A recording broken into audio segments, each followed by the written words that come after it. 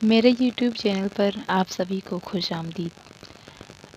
آئیے جانتے ہیں پریم چند کے ایک اور افسانے بڑے گھر کی بیٹی کے بارے میں۔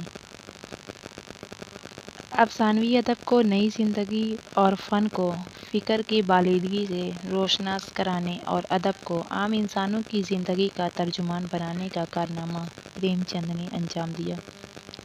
انہوں نے اردو افسانے کو شہر کے سمٹتے ہوئے ڈرائنگ روم اور خواب و خیال کی دنیا سے نکال کر زندگی کی حقیقتوں سے آشنا کیا۔ ان کے افسانے عام انسانوں کی زندگی کے عکاس و ترجمان ہیں۔ ان کے ہر افسانے میں قومی زندگی کے دل کی ہلکی سے ہلکی دھڑکن سنائی دیتی ہے۔ بڑے گھر کی بیٹی ان کا ایک ایسا ہی افسانہ ہے جس میں انہوں نے دیہاتی زندگی کے ایک مسئلے مشترکہ خاندانی نظام کو اپنا موضوع بنایا ہے۔ پریم چند مشترکہ خاندانی نظام کے حامی ہیں۔ انہیں اس نظام میں کسی طرح کا بکھراؤ پسند نہیں۔ انہوں نے اس افسانے میں دکھایا ہے کہ کس طرح معمولی باتوں سے گھر کا سکون درہم برہم ہو جاتا ہے۔ خون کے رشتے اپنا احترام کھو دیتے ہیں اور بھائی بھائی کا دشمن بن جاتا ہے، لیکن ایک عورت کی سمجھداری اور صلح پسندی خاندانوں کو بکھرنے سے بچا لیتی ہے اور وہ بھائیوں کے درمیان اٹھ جانے والی نفرت کی دیوار کو اپنے آنسوؤں سے ڈھا دیتی ہے۔ وہ مشترکہ خاندان کی روایت کو نئی زندگی عطا کر کے صحیح معنوں میں بڑے گھر کی بیٹی ہونے کا ثبوت دیتی ہے۔ اس کہانی کا تعلق موزہ گوری پور کے زمیندار و نمبردار بینی مادھو سنگھ کے خاندان سے ہے، جو کبھی صاحب ثروت تھے لیکن اب وہ متوسط حیثیت کے مالک رہ گئے ہیں، مڈل کلاس جسے بولتے ہیں۔ ان کے دو لڑکے ہیں۔ بڑا لڑکا سری کنٹھ BA پاس کر کے کسی دفتر میں ملازم ہے۔ دوسرا لڑکا لال بہادر سنگھ آزادانہ زندگی گزار رہا ہے، خوب کھاتا پیتا، ورزش کرتا اور کشتی لڑتا۔ اس کی صحت قابل رشک تھی۔ بڑے لڑکے کی بیوی آنندی ایک چھوٹی سی ریاست کے تعلقہ دار کی بیٹی تھی۔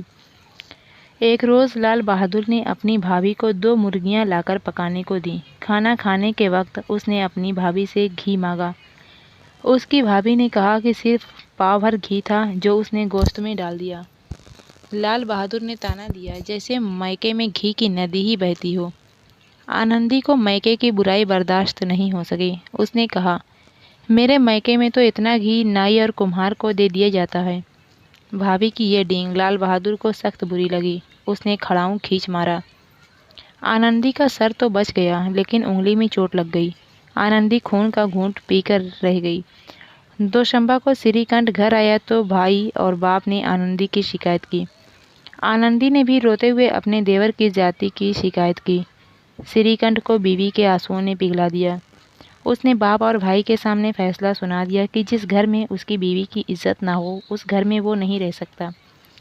باپ نے بہت سمجھایا لیکن اس کا غصہ کم نہیں ہوا۔ وہی سری کنٹھ جو مشترکہ خاندان کا زبردست حامی تھا، اس نے خاندان کی بنیاد پر تیشہ چلاتے ہوئے آخری فیصلہ سنا دیا کہ یا تو اس گھر میں چھوٹا بھائی رہے گا یا وہ رہیں گے۔ لال بہادر اپنے کیے پر شرمندہ تھا۔ اس نے بڑے بھائی سے معافی مانگنی چاہی تو اس نے نفرت سے منہ پھیر لیا۔ اس پر چھوٹے بھائی نے گھر سے چلے جانے کا فیصلہ کر لیا۔ جب وہ جاتے ہوئے بھائی کے پاس آیا تو انہوں نے کوئی توجہ نہیں دی۔ بھابھی کے پاس معافی مانگنے کی غرض سے آیا تو ان کا دل بھر آیا۔ انہوں نے دیور کو زبردستی روک لیا اور اپنے شوہر کو بھی معاف کر دینے پر آمادہ کر لیا۔ بڑے بھائی کو بھی اپنی زیادتی کا احساس ہوا۔ انہوں نے چھوٹے بھائی کو گلے لگا لیا۔ سب کی آنکھیں خوشی سے آنسوؤں سے بھر آئیں اور دلوں سے نفرت و تلخی کا احساس جاتا رہا۔ اس طرح آنندی کو عقل مندی اور صلح پسندی سے مشترکہ خاندانی نظام بکھرنے سے بچ گیا۔ گھر ہی والوں کو نہیں بلکہ گاؤں والوں کو بھی آنندی کی کشادہ دلی اور صلح پسندی بہت پسند آئی اور انہیں اس کے صحیح معنوں میں بڑی گھر کی بیٹی ہونے کا اعتراف کرنا پڑا۔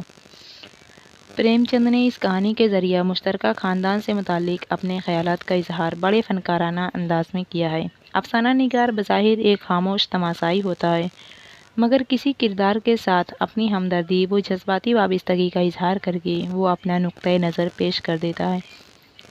کہانی کے اختتام پر تمام لوگوں کی زبان سے آنندی کو بڑے گھر کی بیٹی قرار دے کر پریم چند نے خود آنندی کو خراج تحسین پیش کیا ہے، کیونکہ اس کی کوششوں سے ان کا پسندیدہ خاندانی نظام جوائنٹ فیملی سسٹم بکھرنے سے محفوظ ہو گیا۔